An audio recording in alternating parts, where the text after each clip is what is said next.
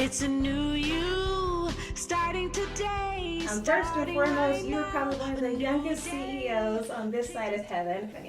I was actually only 20 years old when we got started. Quit the accounting firm when I realized that all my ideas were never actually going to come to fruition. That the promise of eventually was not going to happen.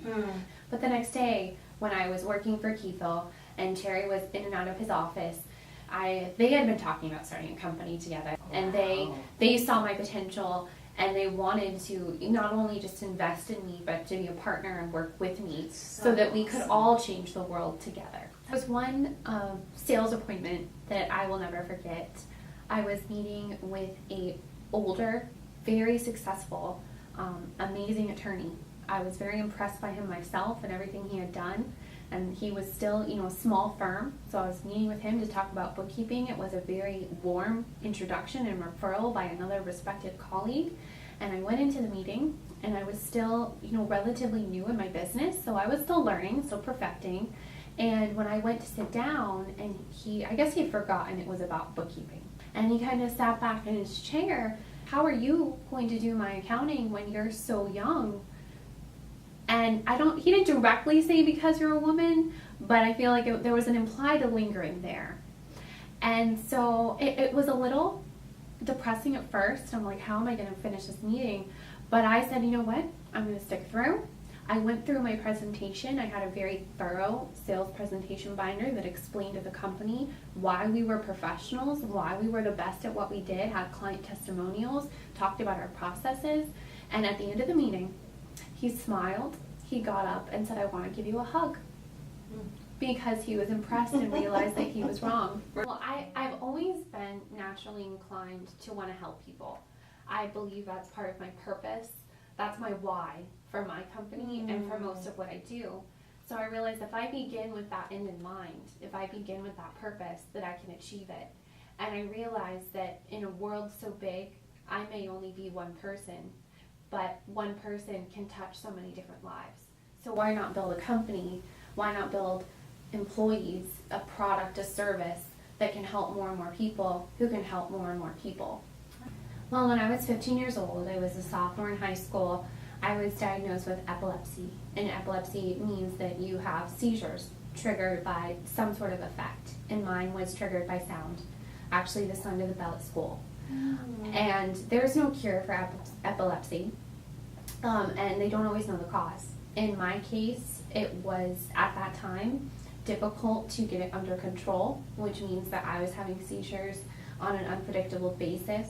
I was now being a teenager, which is a difficult time to begin with, dealing with this chronic condition with potentially no end in sight. And I never thought that I was going to be normal again, and I never thought that I was going to be able to achieve everything that I thought. Wow. But with the support of a great team of doctors here in the Tampa Bay area, and the support of my family and friends, we were finally able to find the right combination of medication to get my seizures under control. Okay. And so I'm proud to say that through that trial, I learned that anything is possible. I learned to be very grateful for my health.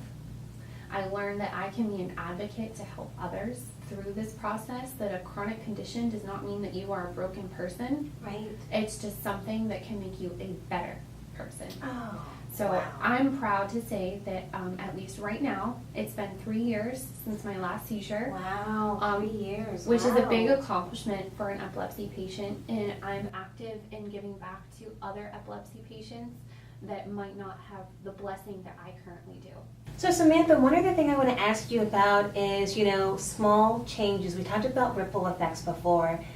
Do you feel like there's one small thing that you could change, or that other people could change that would make the biggest change in the world, that would unlock the potential of people to pursue their dreams and not turn back? Not just one thing. It's that one thing that becomes the antecedent to engage in a behavior, results in a consequence, and that consequence then becomes the antecedent for something else. Exactly. Super exciting. Completely agree. And that reminds me of another question too, which is, there's some people who feel like, I'm just not lucky, or I'm not blessed, or it's not for me. And for whatever reason, they feel like they are not able to live their dream because they don't have the right connections, right? Or they might feel like, their circle of influence is just so negative and so draining. Could be their family, could be their significant other. Whatever it is, whoever it is, they feel like it's not for them. What would you say to those people, and how do you approach those people when you happen to buck up with them in life? To me, it sounds like the eternal question of nature versus nurture. Which one comes first? Which one defines our personality and behavior more than the other? And I think the answer is both. Who you surround yourself with undoubtedly has a huge effect on your behavior and how you feel and how you think. And at the same time, everyone does have a natural disposition. Maybe someone's more fearless than someone else, more positive or more negative out there. Well, I love all of my clients, and I wish I had enough time to read a whole list of them. The CAR organization, which is a direct impact on a lot of families, is Wheels of Success. You have to have full-time employment or a job offer for that and need reliable transportation to get that. So they're really affecting social change by empowering these individuals. Other hidden gems are for the nonprofit community. There's the Nonprofit Leadership Center of Tampa Bay. Their whole job is to empower nonprofit organizations through connections and through training, like a mini university. Wow. Nonprofit organizations need them. The other one is the Florida Philanthropic Network. I love them because it's bringing funders of nonprofit foundations together to better philanthropy for Florida and therefore across the world. Oh, great. Some of my other ones is High Risk Hope. What they do is they help families that are affected with premature birth and bed rest and go ahead and bring them the necessities they need to the hospital and offer support to them. And those are just a couple off the top of my head, but I'm proud of every single one of my nonprofit clients, as well as my small business clients, because even if they're not necessarily fulfilling a direct mission that's deemed tax exempt by the IRS, they all have such a good energy and such a good purpose and mission that they are putting their clients first and helping the world through their own ripple effect. It's a new you, starting today, starting right now. A new day, changes to make, we'll show you how. Renew your mind, teen. Are you ready to transform? One step